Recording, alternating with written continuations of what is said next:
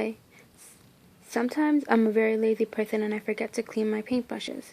These one in particular had glue and acrylic paint, and one of them just has acrylic paint on it.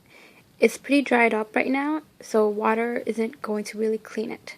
So I'll teach you how to clean acrylic paint and glue using nail polish remover, aluminum foil, tissue with water, and a cup of water as well. The aluminum foil is optional. But before you start this, just know that it might be worse to do this on professional brushes because I'm pretty sure it can mess up the bristles, but I don't really mind for this.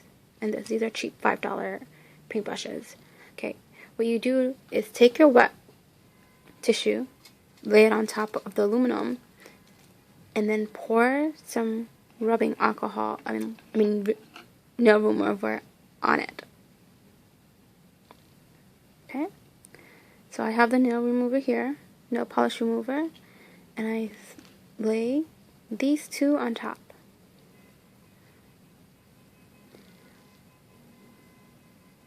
Make sure the brushes are wet too if you want, but since I have a tissue that's wet, it's going to be okay right now. So you soak the nail polish on it.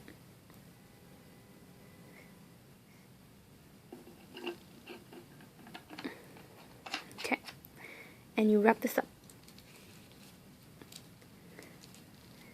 The reason why we're using aluminum is to make the process faster.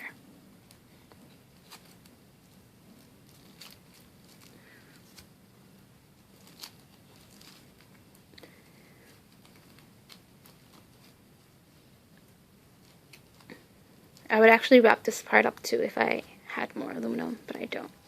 Hopefully this side is working. Okay, yeah. Now I'll let this wait 10 to 15 minutes or longer, depending on how much time you have.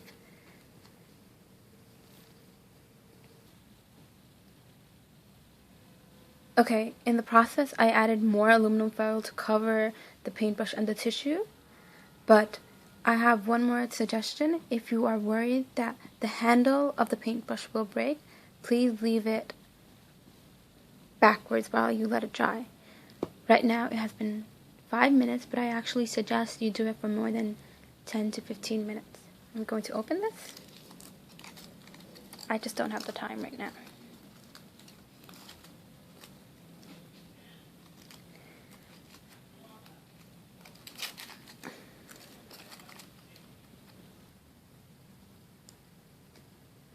Okay, I just opened it again, and mine is still a little stiff. It's because it's been there for longer, but you can actually break it apart now. And this one too. But what you're going to do is, this is the aggressive part. You're going to take the nail polish remover tissue and keep removing it. And it should come out. I'm going to do this, just scrub it up. Okay, I'll be back in a few seconds. Okay, after a good scrub down, it should be better than before. Mine's still a little stiff, so I'm going to put nail polish remover on top of it, and I'm going to scrub it more like this. And I'm going to be gentle and yet very hard to get some of these dried parts out, okay? And then I'll come back again. Look at how dirty the tissue is. Okay, it actually took longer to do the initial scrub down, but I managed to. It took me 15 minutes. And you can see, this one is a little stiff still, but it's better than before. And I probably could have never done it with water. So now what you do is you dip it in water. I have a paint water, which is really dirty, but the inside is really clean. I'm going to soak it in there. Again, this is should be done in the bathroom, in the sink. So you have that.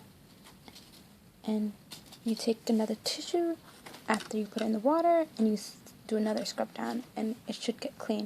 It should take another 15 minutes or so. And this is how the final product should look. As you can see, no longer stiff and usable. It's not the best, but it's handy and can work.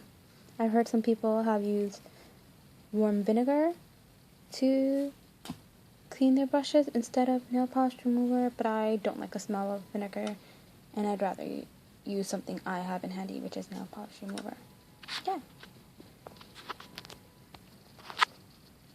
One last thing that I just learned while cleaning, you can also put nail polish on the surface and go in a circular motion, and it should take out some of the dirt too.